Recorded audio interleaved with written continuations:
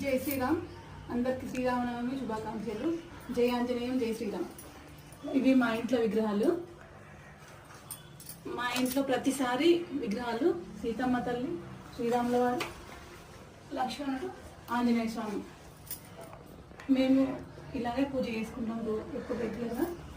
కానీ విగ్రహాలు ఉత్సవ విగ్రహాలు కాబట్టి ఇంట్లో పెట్టుకోవచ్చో పెట్టుకోవాలని డౌట్ వస్తుంది అందరికీ. కానీ ఉత్సవ విగ్రహాలు కాబట్టి ఇంట్లోనే పెట్టుకొని మళ్ళీ దేవుడికి నైవేద్యం అరటి పండ్లు, వడపప్పు, పానకము, పోలేలు, పులిహోర. వడపప్పు పానకం మాత్రం ఖచ్చితంగా శ్రీరామనవమికి పెట్టాలి. శ్రీరామనవమికి ఎందుకు పెట్టాలంటే ఎండలు ఎక్కువ ఉంటాయి శ్రీరామనవమి అప్పుడు. వడపప్పు తింటే చల్లదనం అని వడపప్పు, పానకం. పానకంలో తులసాకు వేస్తేనే దేవుడికి ఇష్టం. వడపప్పులో కూడా తులసాకు వేస్తాం.